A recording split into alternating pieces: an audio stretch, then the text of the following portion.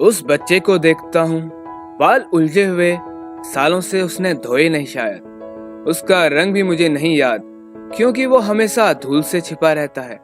और उसके कपड़ों की तो बात ही ना करो, जो उस सर्द सुबह के लिए बिल्कुल ठीक नहीं थे। अगर हिम्मत करके उसकी आंखों में देख लोगे ना, तब समझोगे कितना जिद्दी है वो अपनी लाचारी दिखाकर तुमसे रुपया निकलवा ही लेगा। और अगर तुम उसे मना करोगे तो वो फूट फूट कर रोएगा, जमीन पर पैर पटकेगा। आखिरकार वो तुमसे रुपया निकलवा ही लेगा। मैं हमेशा इस बात को लेकर परेशान हो जाता हूँ। सोचता हूँ ये हाल किसने किया होगा इसका। कभी मैं खुद से लड़ जाता हूँ इस बात पर कि उसे रुपया देकर बर्बाद कर दूं या फिर कुछ ना देकर उसकी मदद कर दूं। कभी तो इस बात पर खुद को कोसने लगता हूँ कि अगर उस रोज उसकी हथेली पर पैसे की जगह एक कलम थमाई होती तो आज कहीं वो भी देश के किसी कोने में भविष्य की लकीरें खींच रहा होता। बस यही ख्याल मुझे शाम तक सताता रहा। आज सुबह भी इसके बारे में सोचा मैंने कि अंधविश्वास की चादर ओढ़े जी रहे हैं हम। कितना अच्छा होता अगर उस बच्चे को पूरे दिन में 1 रुपया भी ना मिलता, जेब खाली, पेट खाली। उसे पैसे की कीमत तो समझ आती, वो भी चंद रोज बाद सीख जाता कि यहाँ हाथ फैलाना बेकार है। हिंदुस्तान में फकीरी बंद हो गई है, हर बंदा मेहनत से कमा रहा है। कब देखूंगा मैं ऐसा दिन। आओ वो दिन लेकर आते हैं जहाँ 1 रुपया इतना कीमती हो जाए कि फकीर को ना दे सकें, और फकीर भी इतना खुददार हो जाए कि किसी के आगे हाथ ना फैला सके। एक ऐसा भारत मेरे दोस्त जहाँ लोग फकीर को 1 रुपया ना देकर उसके बच्चे को स्कूल में पढ़ाएं। चलो देश से फकीरी मिटाएं, चलो देश से फकीरी मिटाएं। सुना है उसे ठिठुरता देख इंसान का दिल पिघल जाता है। वो भी क्या खूब करता है, उसे कम्बल दान कर जाता है। वजह नहीं देखता, ना मारता उस वजह को, बस उस वजह को ढककर चला जाता है। कुछ ऐसा भी किया है लोगों ने। देख लिया उस बच्चे की आंख से बहता सपना, उठा लिया जिम्मा उसकी पढ़ाई का और बना लिया उसे अपना। अब रोता वो रोज है स्कूल जाने से पहले, उसकी नस्लें सुधर रही हैं, ना समझ है वो अभी। एक दिन वो भी आएगा जब उसे पैसे नहीं पेंसिल मिला करेगी। उसकी घिसी हथेलियों में सिक्का नहीं, उसके भविष्य की लकीरें हुआ करेंगी। कभी एक स्लेट और चाक भी दे आते, वो स्लेट पर चाक को जितना घिसता, कोयले से हीरा उतना ही निखर के आता। चलो एक बिगड़ी आदत में सुधार लाते हैं, चलो देश से फकीरी मिटाते हैं, चलो देश से फकीरी मिटाते हैं। फकीर को रुपया देने से मना करके तो देखो, कुछ दिन तो भूखा रहेगा वो, फिर कर ही लेगा जुगाड़। उसे भी समझ आ जाएगी रुपये की कीमत मेरे यार। ये भी अब जान लेते हैं कि कलम में कितनी ताकत है। उस बच्चे को रुपया देकर बर्बाद न करो यारो, एक कलम उसे पकड़ा के तो देखो। और सुनो, उसे भीख से ज्यादा प्यार की जरूरत है।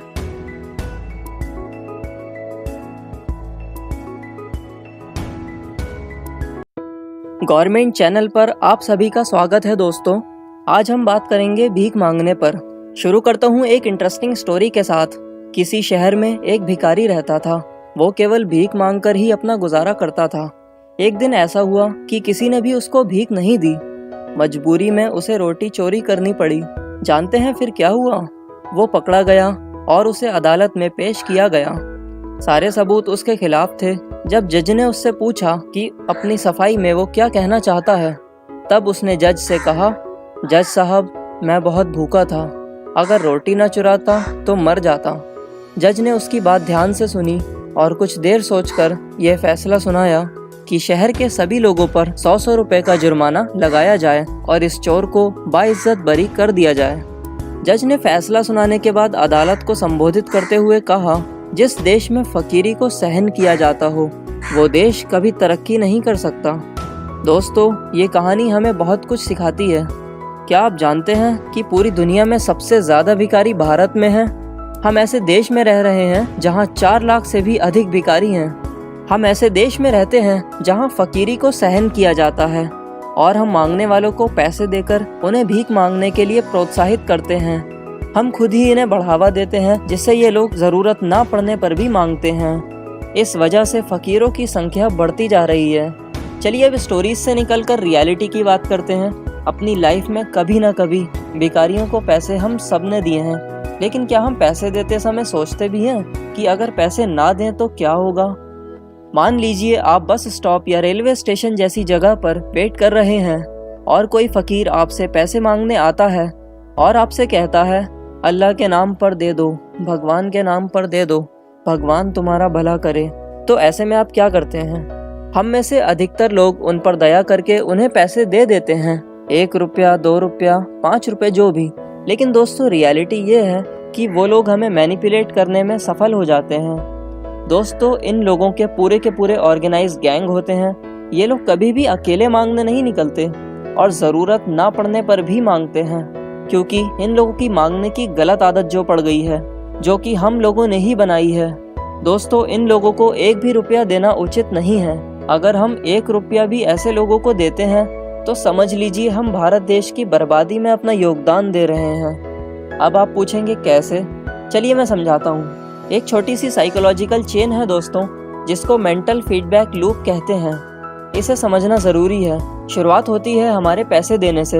हम उन मांगने वालों को पैसे देते हैं, जिसके कारण हम उन्हें इनडायरेक्टली एनकरेज करते हैं, जिससे कि वो और लोगों से भी मांगते हैं। यही फीडबैक लूप उन्हें और मांगने के लिए प्रोत्साहित करता है। दोस्तों हमें बस इतना समझना है कि अगर हम सब पैसे देना बंद कर दें तो ये लोग अल्टीमेटली पैसे मांगना भी बंद कर देंगे। मान लीजिए ये बात किसी एक शहर के लोगों को समझ आ जाए और उस शहर में कोई भी इन मांगने वालों को पैसे ना दे, तो क्या होगा? कुछ दिन बाद ये बात उन मांगने वालों को भी समझ आ जाएगी और उस शहर में वो कभी नहीं लौटेंगे। और फिर धीरे धीरे ये बात सारे शहरों, सारे प्रदेशों के लोगों को समझ आ जाएगी और फिर फकीर मांगना भी बंद कर देंगे और पैसों के लिए कुछ काम करना भी शुरू कर देंगे। हमारे बस स्टॉप, रेलवे स्टेशन जैसे पब्लिक प्लेसेस में कोई भी भिखारी नहीं होगा और उनकी एस्थेटिक वैल्यू भी बढ़ जाएगी। दोस्तों सोचिए, जब विदेशी भारत आएंगे तब वो दंग रह जाएंगे भारत की बदली तस्वीर देखकर। ये सब करना कोई बड़ी बात नहीं है, बस हमें एक छोटी सी आदत बदलनी है। ये समझना है कि हमें इन मांगने वालों को पैसे बिल्कुल नहीं देने हैं, तभी देश से फकीरी मिट सकती है।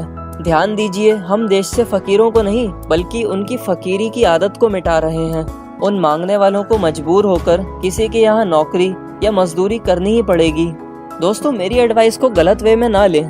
जब आप किसी को ज़रूरत या परेशानी में देखें तो उनकी मदद ज़रूर करें। अपने अंदर की इंसानियत को जिंदा रखें। जब भी आपके दोस्त, घर वाले आदि मांगने वालों को पैसे दें तो उन्हें देने से रोकें और उन्हें समझाएं कि ये क्यों गलत है।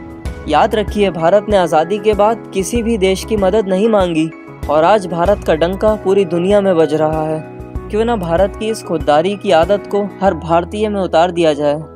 हर भारतीय ऐसा बन जाए, कितना भी परेशानी में हो पर किसी के आगे हाथ ना फैलाए। आज से ठान लो दोस्तों कि कोई भी मांगने वाला मिलेगा तो उसे पैसे ना देकर खुददारी का पाठ पढ़ाएंगे। उनको कहेंगे, भाई तुम्हारे हाथ पैर सही सलामत हैं, किसी के यहाँ काम क्यों नहीं कर लेते। और जो दिव्यांग हैं उन्हें भी ना दें, क्योंकि वो पैसे आप उन्हें नहीं बल्कि उनके गैंग लीडर्स को दे रहे हैं। ये गैंग लीडर्स दिव्यांगों का इस्तेमाल करते हैं और दिन के अंत में सारे पैसे इनसे छीन लेते हैं। ये गैंग लीडर्स उन्हें बस इतना खाने को देते हैं जिससे कि वो जिंदा रह सकें। अगर फिर भी आप ऐसे लोगों की मदद करना चाहते ही हैं तो इनके बारे में जानें, इनके बच्चों का स्कूल में एडमिशन कराएं और उनकी पढ़ाई का जिम्मा उठाएं। बहुत सारे ऐसे संगठन भी हैं जो इस तरह के गरीब बच्चों की पढ़ाई का खर्च उठाते हैं। अगर पैसे देने ही हैं तो ऐसे संगठनों को दें। दोस्तों हम सबको मिलकर देश को पहले पायदान पर लाकर खड़ा करना है। तो मैंने ये जो शमा जलाई है इसे बुझने ना दें। कोशिश करें कि ये मैसेज हर भारतीय तक पहुंचे। वीडियो को अपने सभी व्हाट्सएप ग्रुप्स में शेयर करें। वीडियो देखने के लिए आपका बहुत बहुत धन्यवाद।